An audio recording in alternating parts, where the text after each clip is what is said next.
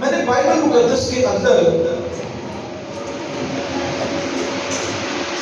Study किया या इसको पढ़ा, और इसको पढ़ने के बाद और इसको स्टडी करने के बाद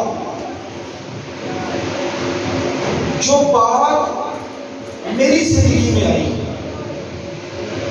वो ये है कि हम जब भी किसी काम को करने से पहले खुदा को आगे रखते हैं, किसी भी काम को करने से पहले किसे आगे रखते हैं? खुदा को आगे रखते हैं।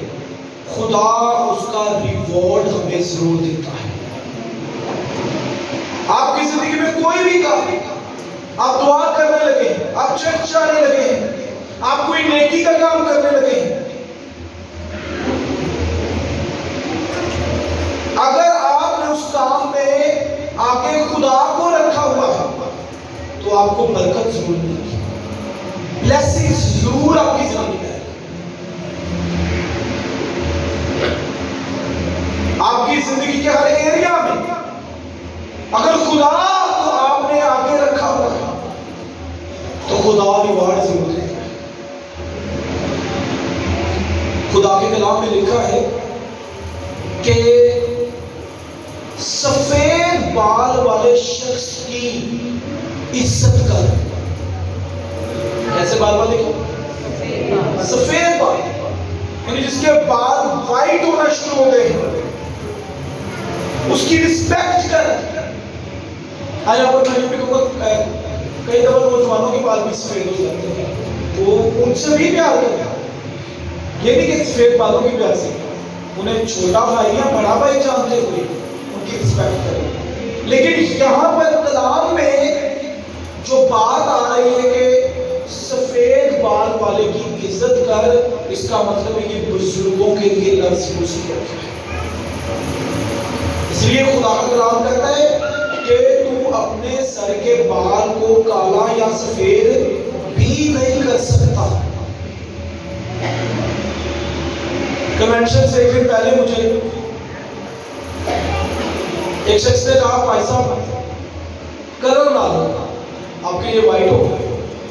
तो मैंने कहा नहीं, मैं तो इनका इंतजार कर रहा था, तो ये कब वाइट हो गए। ठीक है, उस्ताद जी के पास देखते ना सर, नहीं सबके सारे के सारे वाइट। मैंने कहा मैं तो अपनी जिंदगी भर कभी भी इन पर कलर नहीं, ये जैसे जैसे ग्रे वाइट जो रंग लेते जाएंगे खुदा की तरफ से वो होता है, और ये मुझे पसंद है। हालेलुया। कलर तो कभी नहीं यूज करो। सो चीजों याद रखें, जब हम किसी सफेद बाल वाले की रिस्पेक्ट करते हैं, इज्जत देते हैं, इसकी ब्लेसिंग्स भी बाइबल में मौजूद है। फिर इसके बाद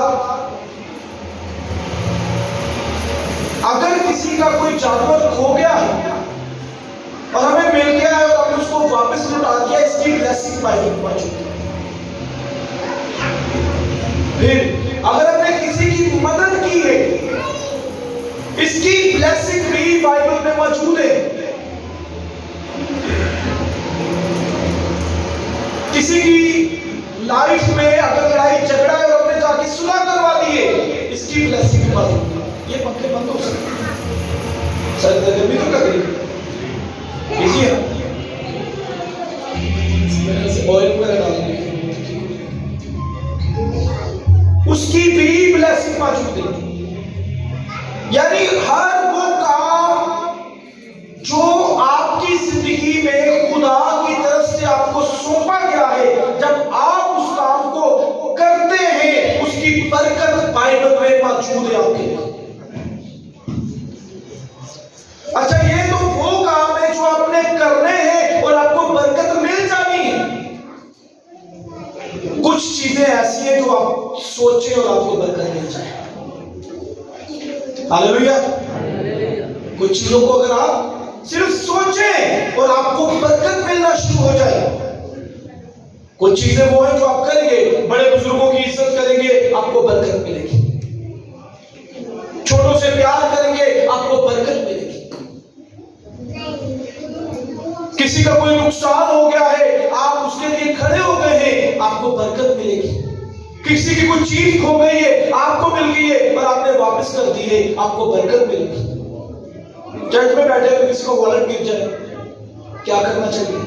अगर आपको मिल गया है, आप या तो मसबे पर ले आए या आप क्या करें, एलानिया कहते भाई ये किसका है,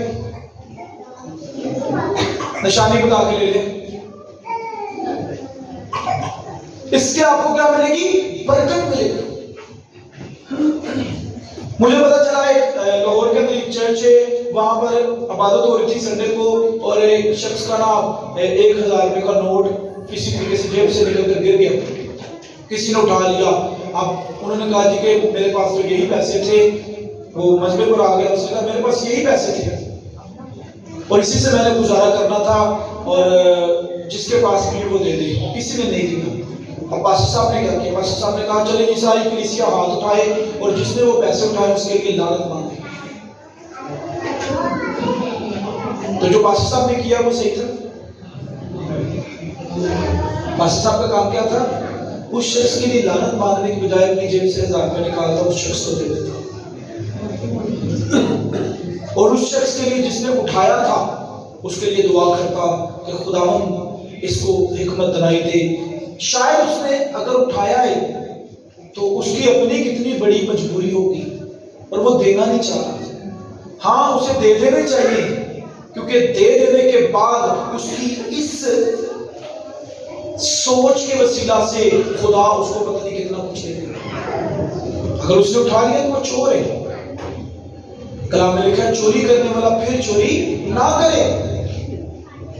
इसी को याद रखें, आप अपनी जिंदगियों के अंदर खुदा को आगे रखकर जिस काम को करेंगे उसका अजर खुदा आपको जरूर देगा। और ये वो काम है जो करने के, नेकी करने से खुशी मिलती है, किसी की हेल्प करने से खुशी मिलती है, कोई भूखा है उसको खाना खिला दे खुशी मिलती है। खुशी के साथ साथ खुदा रिवॉर्ड भी देता है। कोई भूखा उसे आप खाना खिलाए, ये तो एक अलग बात है। खुदावंद कहता है तो अगर अपने दुश्मन को खाना खिलाता और उसको पानी पिलाता तो उसके सर पर आग के अंगारों का ढेर रखता है, बहुत बड़ा उसके ऊपर तो एहसान करता है। ये ब्लेसिंग है खुदा की, ये तो काम है करने के।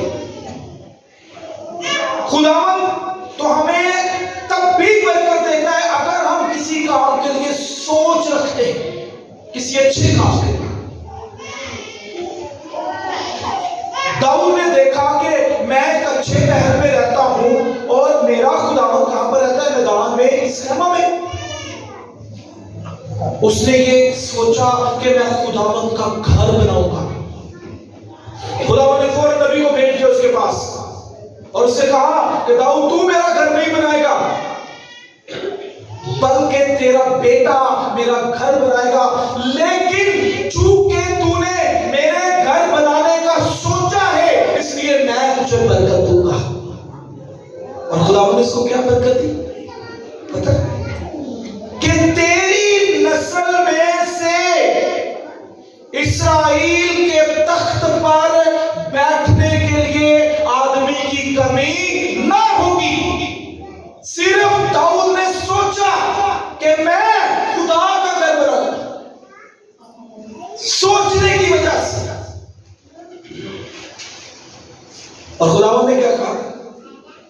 चूंकि तूने सोचा है, तू मेरा घर नहीं बनाएगा, तेरा बेटा बनाएगा, लेकिन तूने सोचा है इसलिए मैं तुझे ये रिवॉर्ड दूंगा कि तेरी नस्ल से। और आपको पता है यीशु किसकी नस्ल से? दाऊद की नस्ल से। और जब यीशु इस रूए जमीन पर पैदा हुआ, खुदावंदों का खुदा और बादशाह का बादशाह जिसके लिए टाइटल यूज हुआ, अजीजों याद रखे यीशु मसीह का सलीब पर कफारा देना, हमारे लिए निजात का काम करना। अब दाऊद के तख्त पर सिर्फ एक ही शख्सियत तख्त नशीन है और वो खुदा का बेटा यीशु मसीह है। हालेलुया। सिर्फ सोचने की वजह से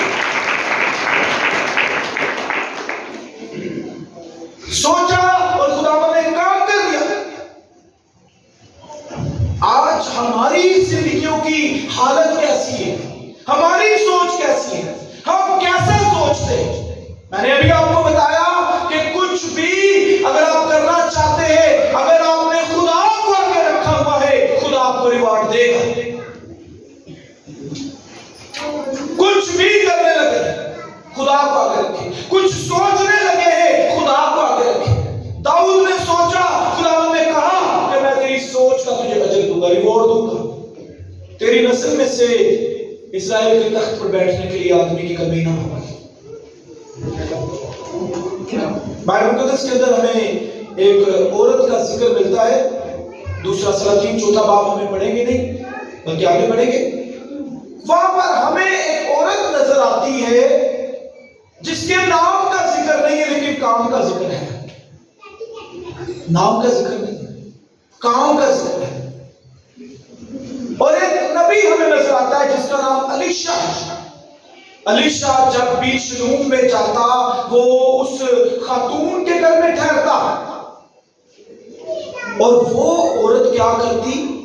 अलीशा की खिदमत करती, अलीशा को खाना खिलाती, उसकी इज्जत करती, उसको रिस्पेक्ट देती।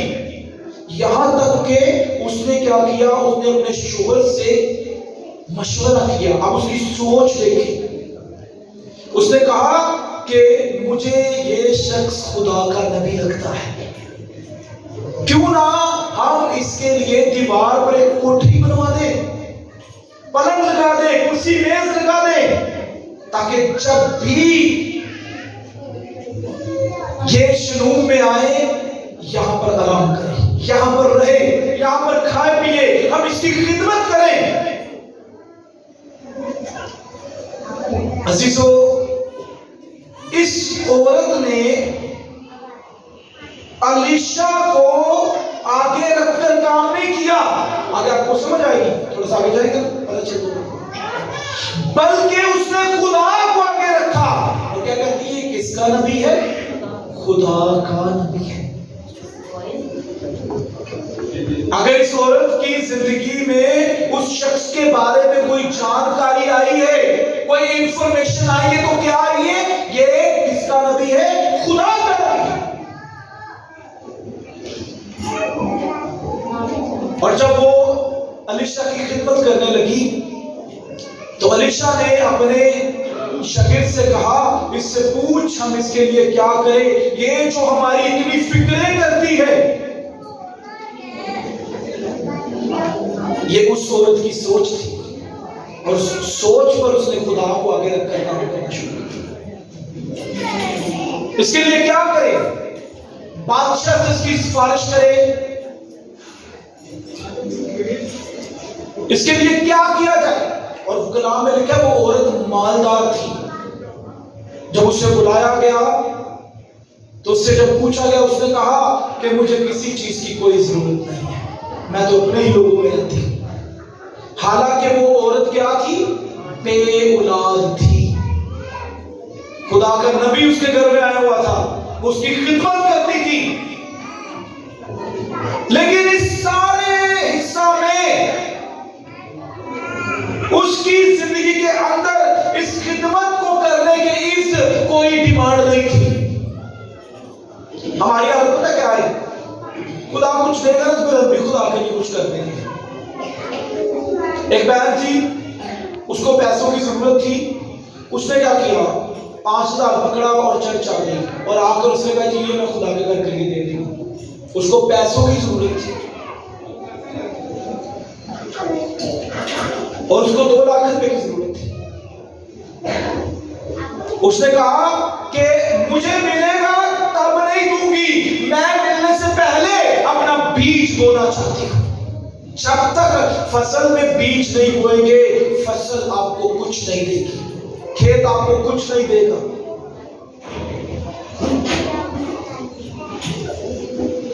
और उस औरत ने क्या किया? उसने कहा, मैं खुदा के घर में ये देने जा रही हूं। कुछ दिनों के बाद खुदावंद ने उस पर करम किया, और उसको 2 लाख रुपए मिल गए। हमारी जिंदगियों की हालत कैसी है? हम क्या करते हैं? हम कहते हैं कि जब पास होगा तब कर देंगे, और कई लोगों की हालत ये, पास हो भी तो नहीं करते। और इस वजह से वो जो सीड उनके हाथ में है सिर्फ उनके हाथ में ही रह जाता है, वही होता है। और फिर उनके लिए वो क्या बन जाता है? हैंड टू माउथ, जो कुछ कमाया खा लिया, इसके अलावा कुछ नहीं। हैंड टू माउथ वाला काम। आज महंगाई ने क्या हालत कर दी है? हैंड टू माउथ वाली। वजह है कि जो कुछ हमारे हाथ में है हम उसे खेत में बोते नहीं ताकि बड़ी फसल को ले सके। इस औरत ने क्या किया? इस औरत ने खुदा के खादम की खिदमत की, खुदा को आगे रखकर, खुदा के खादम को नहीं। जब आपके घर में खुदा का खादम आ जाए तो फिर आपके सामने खुदा होना चाहिए कि मेरे घर में खुदा का खादम आ रहा है और मैंने खुदा को आगे रखकर इसकी खिदमत करनी है। और तब जब आप उसकी खिदमत की तैयारी करेंगे आपको रिवॉर्ड मिलना शुरू हो जाएगा, आपको बरकत मिलना शुरू हो जाएगी। अलीशा को जब पता चला कि इसके बेटा ने इसको कहा आने वाले मौसम बाहर में खुदा तुझे बेटा देगा, बेटा हुआ। और बेटा होने के बाद क्या हुआ? वो अपने बाप के साथ खेत में काम कर रहा था, सर में दर्द हुई, मर गया। वो औरत अलीशा के पास भागी गई और उससे बुलाया कि वो बेटा जो बतौर ब्लेसिंग तूने मुझे दिया था वो मर गया। अलीशा आया और उसने आकर क्या किया? उसे यहोवा खुदा के नाम से जिंदा कर दिया। हालेलुया। बात जहां पर ही खत्म नहीं हो जाती। अजीजों याद रखें, जब हम खुदा को आगे रखकर किसी ऐसे काम के लिए जिसमें खुदा के नाम को जलाल मिलता है करते हैं या उसकी सोच रखते हैं, खुदा उसका रिवार्ड हमें कहां तक देता है? आखिर तक देता है, एंड तक देता है। आए इस मैसेज की कीवर्ड्स को देखिए मेरे साथ। यिर्मयाह 29 बाब 11 आयत। यिर्मयाह 29 बाब 11 आयत। क्योंकि मैं तुम्हारे हक में अपने ख्यालात को जानता हूं। इसीलिए याद रखें, हम देने में खुदा को कभी हरा नहीं सकते और ना ही हम खुदा को हरा सकते हैं। देने में कभी हम खुदा को नहीं हरा सकते। खुदा मैं तेरे घर चलना कुछ कर देता, ऐना कुछ दे देता। आप देना शुरू करें, उसके बाद खुदा आपको उसके रिवॉर्ड में 100 गुना देना शुरू करेगा। उसने 5,000 दिया, उसको 2 लाख मिल गया। और यहां पर भी लिखा है, क्योंकि मैं तुम्हारे हक में अपने ख्यालात को जानता हूं, खुदावंद फरमाता है, यानी सलामती के ख्यालात। खुदा के ख्यालात जब भी आपके लिए होंगे वो सलामती के होंगे। फिर लिखा है बुराई के नहीं, ताकि मैं तुमको नेक अंजाम की उम्मीद बख्शूं। नेक अंजाम की उम्मीद बख्शूं। आपने किसी भी अच्छे काम को किया है, उसका जो अंजाम है वो नेक होगा, वो आखिर तक ब्लेसफुल रहेगा, वो आखिर तक बरकत रहेगा, एंड तक। आपकी सोच किसी काम के लिए अच्छी है ना, तो उसकी ब्लेसिंग आखिर तक जाएगी। जैसे दाऊद की सोच खुदा के घर के बनाने के लिए अच्छी थी, कहां तक गई? आज भी मौजूद है। यीशु आज भी कौन है? बादशाह। बोले यीशु बादशाह, यीशु बादशाह। हालेलुया। अजीजों याद रखिए, नेक अंजाम की उम्मीद खुदा बख्शता है। इस औरत की स्टोरी यही नहीं खत्म होगी कि बेटा जिंदा हो गया, डेट्स ऑल। उस मुल्क में 7 साल के लिए काल पड़ा है। कितने साल के लिए? 7 साल के लिए काल पड़ा। अलीशा ने उससे कहा यहां से उठ और कहीं और चला जा, कहीं और चली जा, और वो चली गई। 7 साल के बाद जब वो वापिस आई तो क्या हुआ? ये सिर्फ उसकी सोच, वो जो उसने खुदा के नबी की खिदमत की थी, इसका रिवार्ड बताना चाह रहा हूं। पहले वो बांझ थी, औलाद मिल गई, जो बेटा मिला वो मर गया, अलीशा ने जिंदा कर दिया। अब आगे चलकर देखें, खुदा का दिया गया रिवॉर्ड कभी भी किसी जगह पर स्टक नहीं होता, उसकी ब्रेक नहीं लगती, वो कहीं ना कहीं किधर ना किधर तरीके से, किसी ना किसी तरीके से घूम आकर आपको बरकत मिल जाती है, आपकी जिंदगी में आ जाती है। 7 साल के लिए वो औरत किसी और जगह चली गई, और 7 सालों के बाद जब आई तो उसकी जमीन पर किसी शख्स ने कब्जा किया हुआ था, उसने कब्जा कर लिया, और उसने आकर कहा भाई ये जमीन मेरी। उसने कहा नहीं, तेरी कहां से आ गई? 7 साल से तो मैं इसको बीज रहा हूं,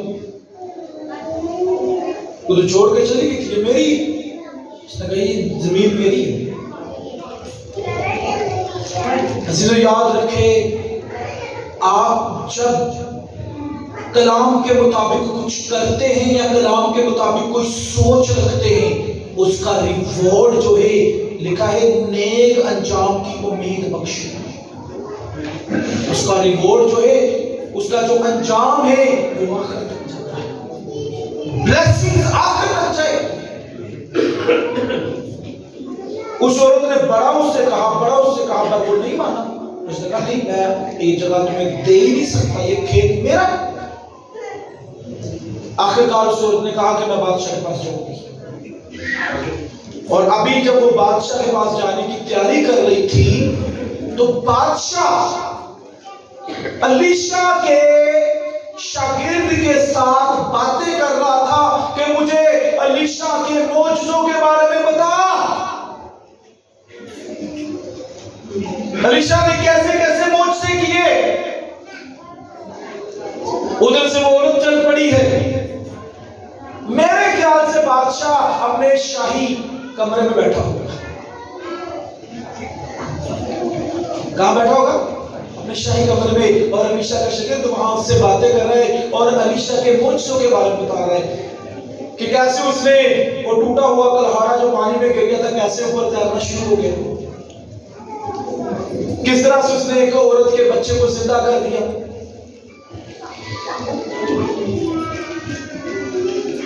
यानी वो उसके मोजों के बारे में बता ही रहा था कि एकदम से बादशाह के पास उनका दरबार पहुंचा कि एक औरत आपसे मिलने के लिए आई। उसने जी बुलाओ। अजीजों एक चीज देखें, आपकी जिंदगी में कुछ जाने वाला है, मुश्किल है, परेशानी है, प्रॉब्लम है, और उसी दौरान खुदा वक्त की सिमत को इस तरह से मोड़ता है कि जो कुछ जाने वाला है वो दोबारा से आपको वापस मिलने वाला है। हालेलुया। सिर्फ इस वजह से, उसकी इस सोच की वजह से उसने खुदा को आगे रखा। अलीशा ने उससे कहा तूने मेरी खिदमत की है, तुझे क्या चाहिए? हालांकि बेऔलाद है, लेकिन उसने कोई डिमांड नहीं रखी, क्योंकि वो अलीशा के लिए नहीं कर रही थी, वो उसने खुदा को आगे रखा हुआ था, और वो खुदा के हुक्म को पूरा कर रही थी कि हमने खुदा के खादिमों की इज्जत करनी है। ये उसकी सोच थी।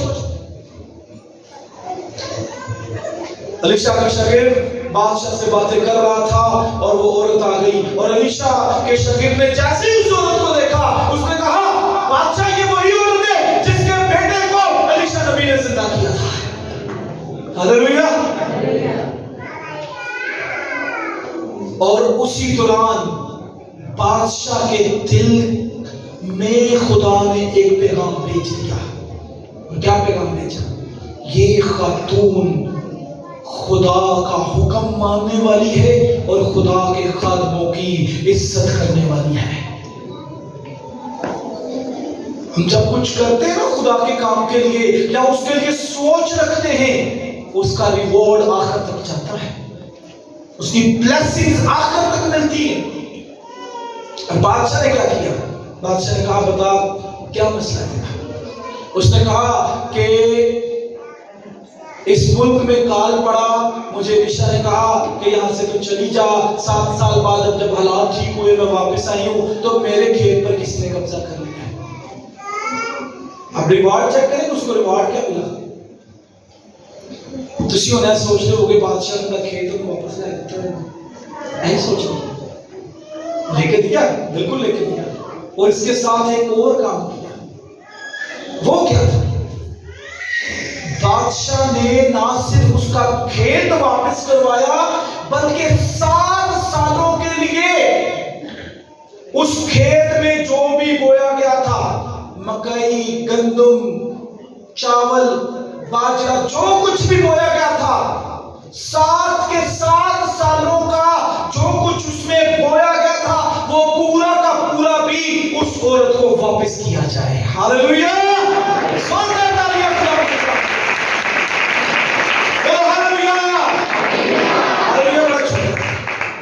रिवार्ड खुदा इतना बड़ा देता है। हालेलुया। हालेलुया। अजीजों, ना सिर्फ उसका खेत उसको वापस मिला बल्कि 7 साल, जबकि उसने कोई मेहनत नहीं की थी, 7 सालों के लिए तो वो किसी और इलाके में चली गई थी, लेकिन बादशाह ने कहा कि 7 सालों का जो कुछ भी इस खेत में उगता रहा है वो सारा का सारा भी इस औरत को वापस कर दिया जाए। हालेलुया। मैं सलाम है। अजीजों, याद रखें, जब हम कोई नेक काम करते हैं उसका रिवॉर्ड तो मिलता है, लेकिन जब हम किसी नेक काम के लिए सोच सकते हैं उसका अंजाम, उस नेक काम का अंजाम खुदा हमारी नस्लों को दे देता है, उनको रिवॉर्ड देता है, उनको ब्लेसिंग देता है, उनको बरकत सबर देता है। और ये तब मुमकिन है जब हम किसी भी काम को करने से पहले खुदा को आगे रखते हैं, फिर खुदा उसका रिवॉर्ड देता है, फिर खुदा वो ब्लेसिंग देता है। किसी भी नए काम को करने के लिए जरूर कोशिश करें। कभी भी ये ना करें और चुटे वो आदमी देखें तो मैं करा ये अपने घर का मालिक, मैं अपने घर का मालिक, मैं क्यों इज्जत करें। मैंने अपने घर को देखना कि मैं बाकियों के घरों को पालता फिरूं। कलाम में लिखा है अगर तेरा पड़ोसी भूखा है तो उसको दे। और आपको पता होना चाहिए कि अपने पड़ोसी की क्या हालत है, और तब खुदा बरकत देगा और सरफराज करेगा। आज के इस मैसेज से जिस चीज को हम सीख रहे हैं वो ये है कि अपनी जिंदगी में हर काम को करने से पहले खुदा को आगे रखें। गिनती की किताब में पता क्या लिखा हुआ है कि अगर आप किसी रास्ते पर जा रहे हैं, आगे पत्थर गिरे हुए हैं, उन पत्थरों को हटा दें। इसकी भी ब्लेसिंग है बाइबल में। उन पत्थरों को क्या करें? हटा दें। कहीं ऐसा ना हो कि कोई भी सफर करने वाला शख्स उनके साथ टकराए, गिर जाए और उसे नुकसान पहुंचे। इसकी भी ब्लेसिंग है। हर वो काम जिसे आप खुदा को आगे रखकर कर रहे हैं, खुदा आपको बरकत देगा। हर वो सोच जिसको यूज करने से पहले खुदा को आपने आगे रखा हुआ है, इसकी भी ब्लेसिंग खुदा आपको देगा। आमीन। सो खुदावंद आज के कलाम के वसीला से हम सबको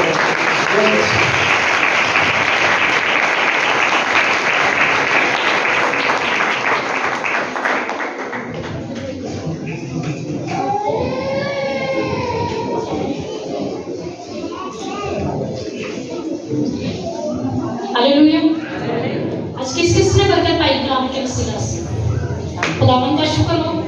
जब खुदावंद का कलाम जिंदगी में असर करता है तो हम सब बरकत पाते हैं। हालेलुया। आइए आज हम अपने हदीये नजराने खुदावंद के हजूर में रखेंगे। और जो बीज आज हम खुदावंद के कलाम के लिए बोएंगे, खुदावंद के